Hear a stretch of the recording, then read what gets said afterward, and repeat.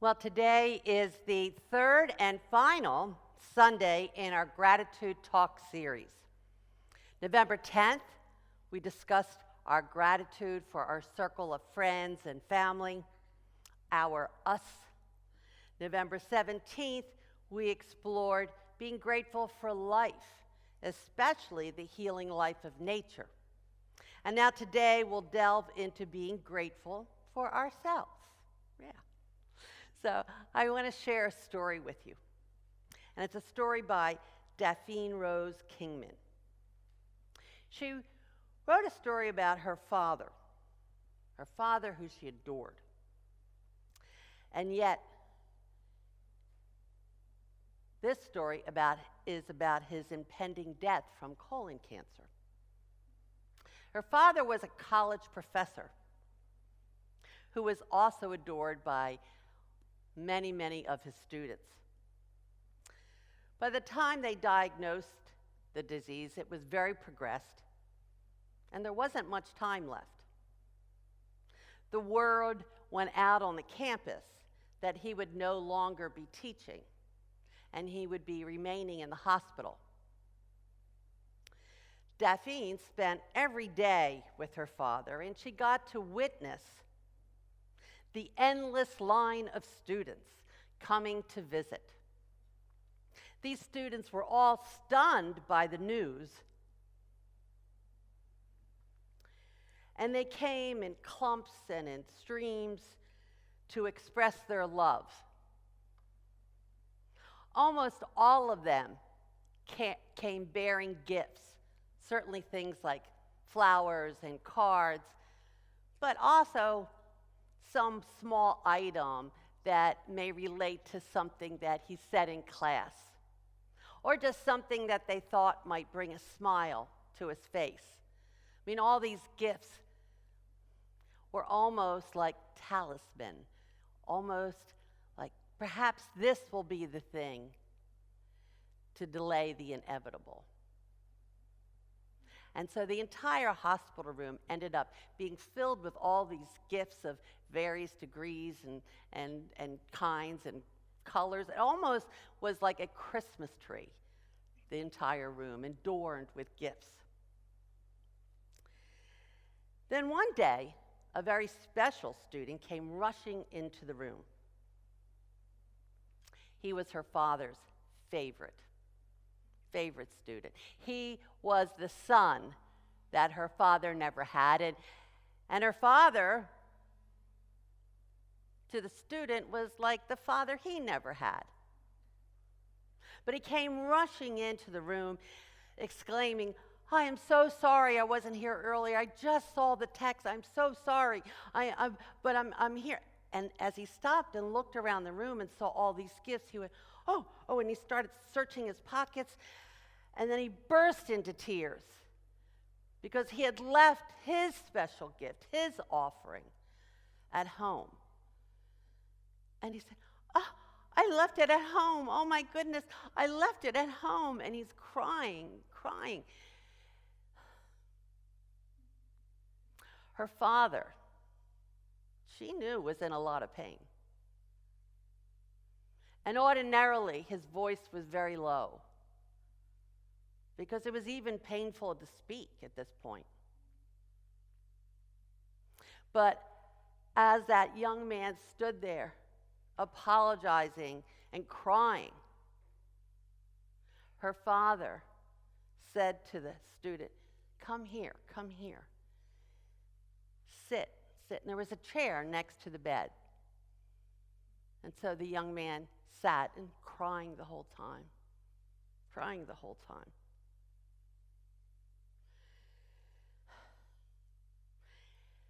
And he said through these tears,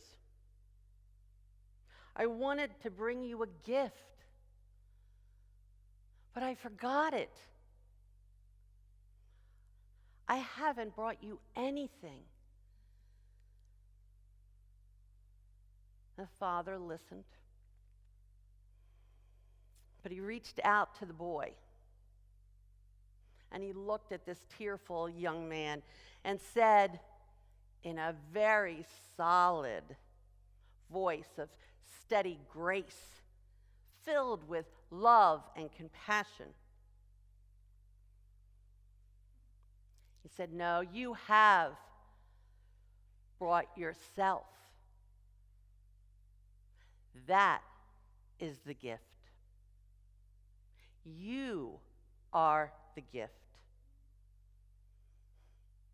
Delphine watched the face of the student as it gradually went from shame to relaxation, from guilt about his carelessness in forgetting this special gift, to a face filled with peace and gratitude, of knowing that, wow, maybe I am the gift, just maybe. And although there was no special talisman there, no way of staying the execution, so to speak, the moments in which we stand exactly and only as ourselves in the presence of another,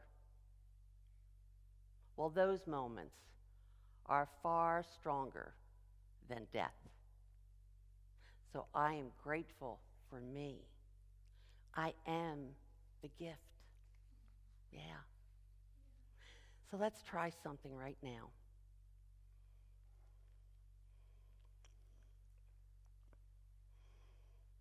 I want you to take a deep breath in and release. And now I'm going to invite you to close or lower your eyes. Remember to keep breathing. And I want you to say to yourself, I am grateful for me. I am grateful for me. Just say that to yourself.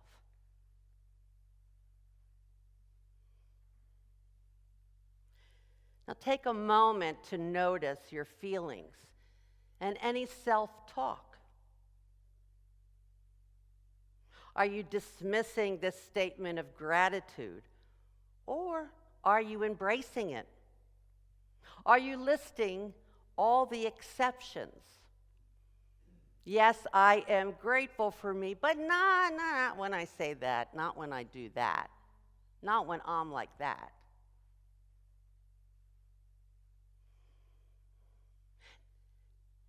Continue to breathe. Now go a bit deeper and pull up from your heart and soul the divine power of love. Allow that power of love to come forth just as you were able the other week to bring up that feeling of happiness. Not love of something or love of someone, just love. Breathe it in. Envision that love moving throughout your entire body. Feel that power of love moving through you as you. Breathe that in.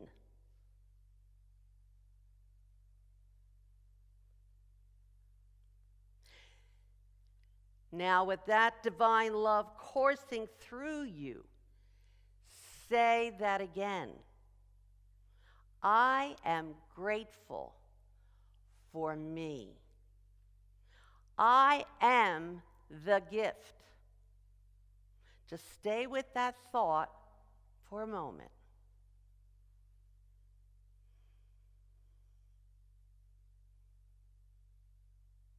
And now, very softly, whisper to yourself, I am grateful for me. I am the gift.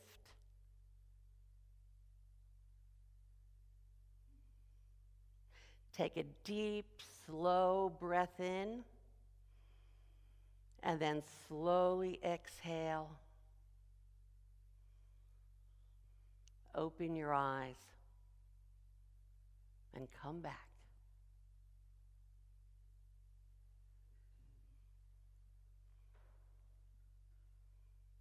Yes, you are the gift. Why wouldn't you be grateful for you? If you were not able to truly feel that gratitude and love right here, right now, it's okay. Maybe later when you go home, do it again. Sometimes we're so much better when we're by ourselves, right? You see, I asked you today, right now, to take off your mask of personality. And for many of us, that is not easy. From the moment we have self-awareness, we also learn to guard who we are. And then we put on a mask, which we call our personalities. How about those TV personalities, those movie personalities? Yes. Is there anything wrong with that? No, absolutely not. Unless that mask is glued on. And it keeps you from being an authentic expression of the divine. Unity co-founder Charles Fillmore, in his book, The Revealing Word, wrote this: personality is the sum total of characteristics that a person has personalized as distinct of themselves, independent of others, or of divine principle. The word personality, as used by metaphysicians, that's all of you, is contrasted with the word individuality. Individuality is the real. Personality is the unreal, the mortal, that part of us that is governed by selfish motives of the human person. Now let me explain. You go, I'm not selfish.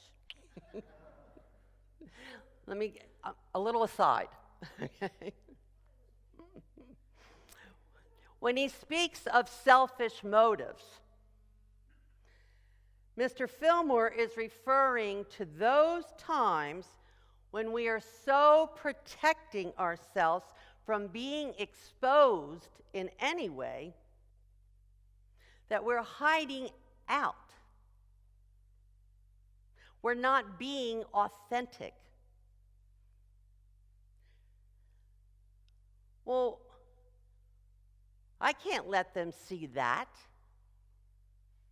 What would they think of me? Do you remember the first Sunday, November 10th? And I said, I'm going to risk that you may not think so highly of me. And I took that risk. I can't even cry now. Because you were all so accepting.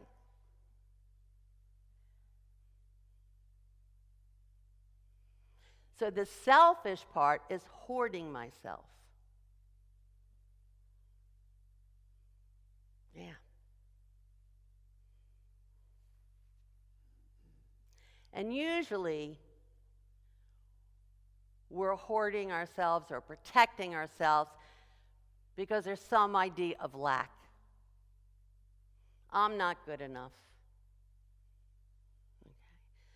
There's not enough understanding people in the world. It tends to be a lack or a limiting belief. So personality is a mask worn by us because, of a lot of reasons, but we end up concealing the real, the spiritual I am. Personality is what a person seems to be when they think of themselves only in their human consciousness. Individuality is what they really are when they think of their unlimited spiritual consciousness.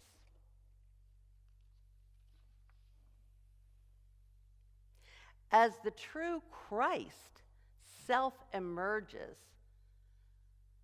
the personality decreases.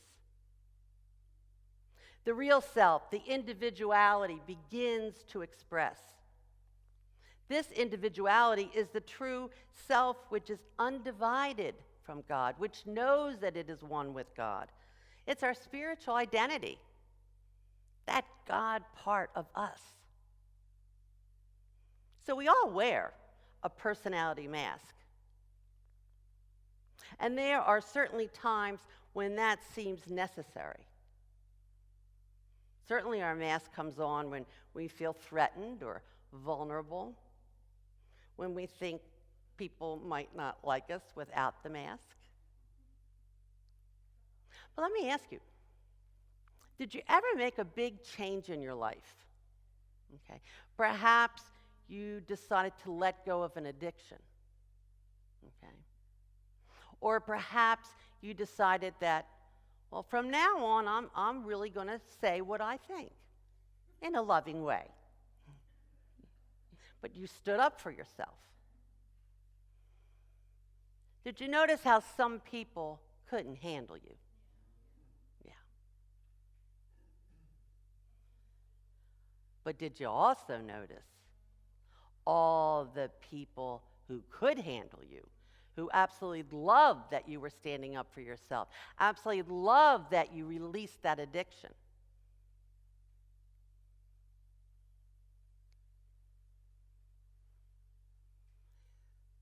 They absolutely loved that they were seeing you.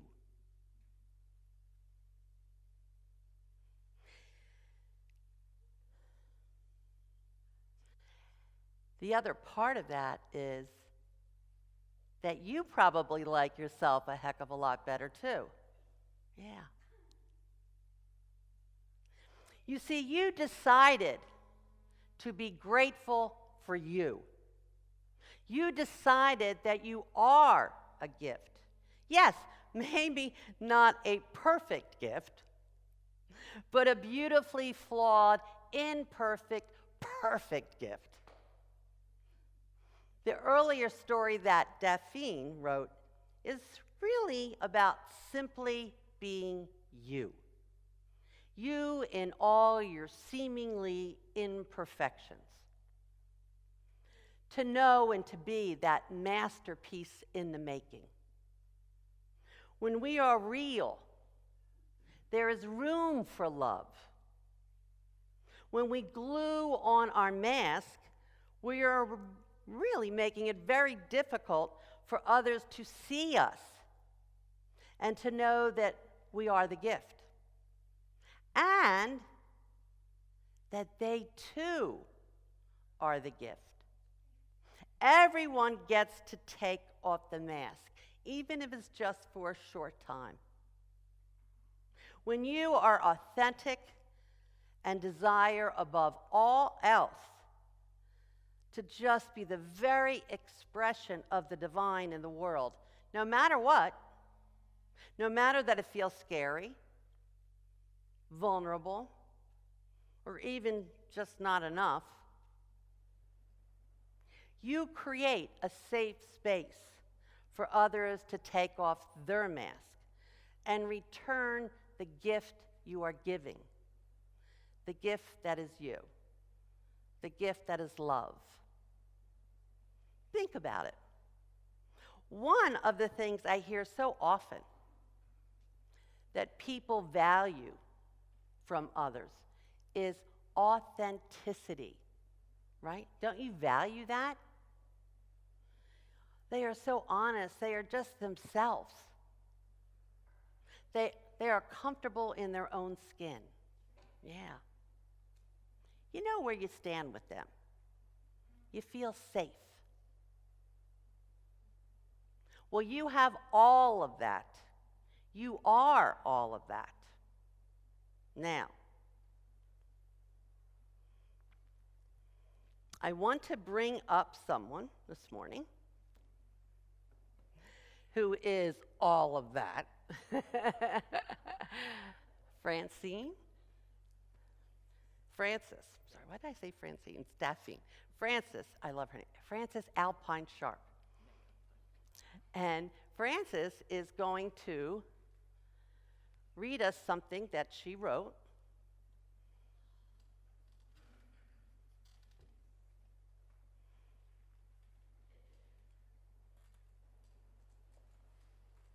So all you need to do is just relax and listen.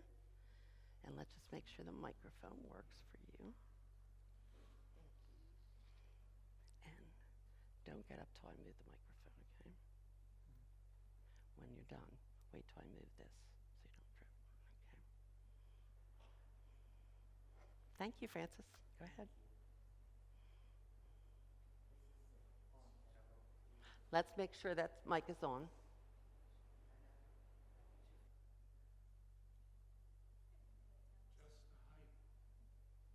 I'm going to ask you. Yeah, sorry. It's all right.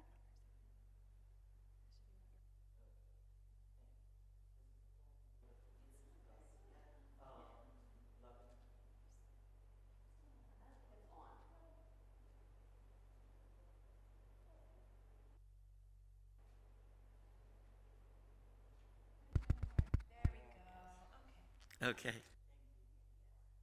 Um, Good morning, or is it afternoon? Maybe afternoon. Okay. Okay. As I was saying, this is a poem I wrote a few years ago called Loving Oneself. Oh, okay. When I look in the mirror, I see the person that God intended for me to be. The child who was created to live joyous, loving, and free. Born with an unseen veil that covered my body and face. Put here to be of service not just to myself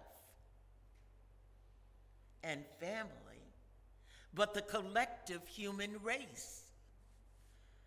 I know this seems like an unthinkable task for me to successfully do, but I have to be true to myself as I accomplish what I came here to pursue. I don't take my assignment lightly. Working on it usually provides me with great joy. But I am realistic enough to know I can't put a perpetual smile on every girl and boy. And that is to be expected, because neither can any other woman or man.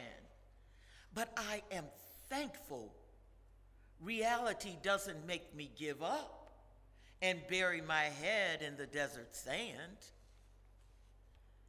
Instead, I develop diverse ways to experience this basically beautiful life and try hard not to succumb to habitual struggle and detrimental strife. So when I look in the mirror and see my eyes sparkling with newfound delight, I feel if I keep pressing forward, at some blessed time, everything in the world will be all right. Though this is opposite of what many in society have told me more than once. That's another thing I love about me. Those ideas do affect me, but not so very much. So I continue to plug along in my own naive Francis way, praying to God at night, and all through each mesmerizing, unpredictable day.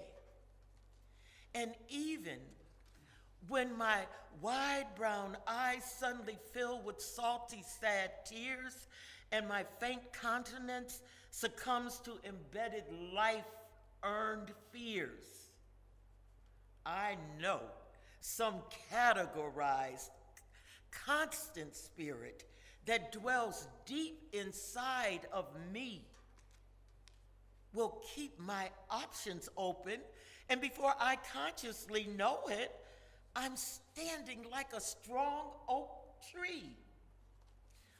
Where does this haunting resilience spontaneously come from?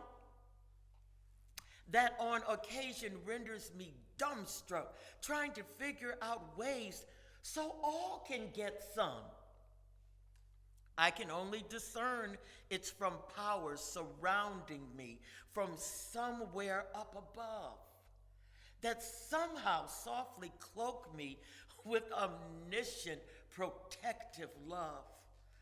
So even in the grip of terror and my world is upside down, when pain and sickness grab me and my expression is a grimacing frown, someone thinks enough of me to set me dancing and singing in sweet relief, then who am I not to cherish this vessel in which my soul nightly nestles in sheltered sleep?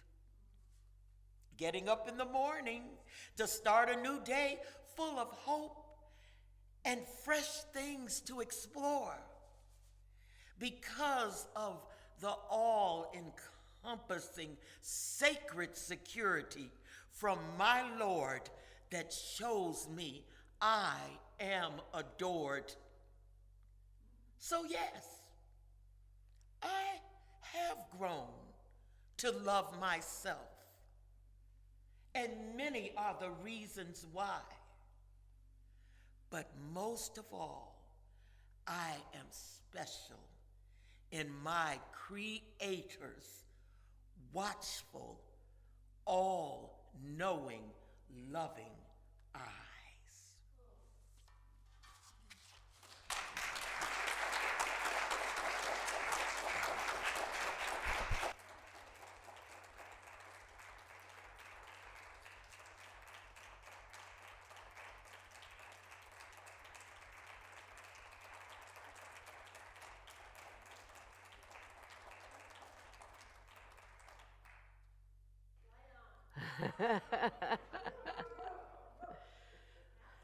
Thank you, Francis.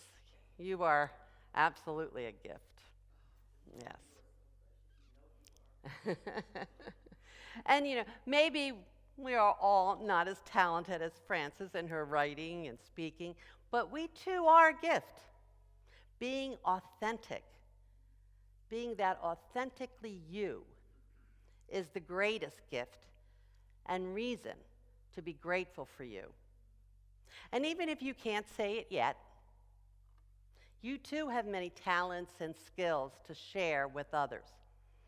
Maybe it's your gift of listening, of sharing, of laughter, of understanding, of accepting, of honesty, of humility, and on and on. You might never have considered all of your gifts, which create the ultimate gift of you. Brother David Stendhal Rast said, "Everything is a gift. The degree to which we are awake to this truth is a measure of our gratefulness, and gratefulness is a measure of our aliveness. To truly be alive in and to this great life that we are living, we just might need to put aside our mask of personality, even if it's just done occasionally. Each day, upon waking, Remind yourself, I am grateful for me. I am the gift.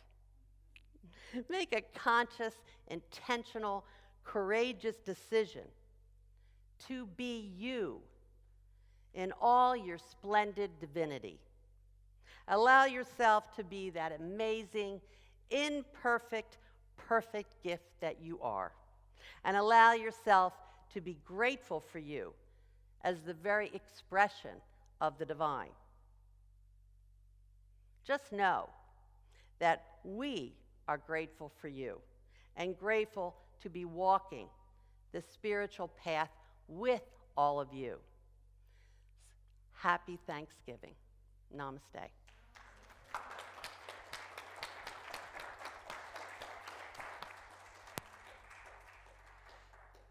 All right, so we have reached the time in our service when we get to stand and make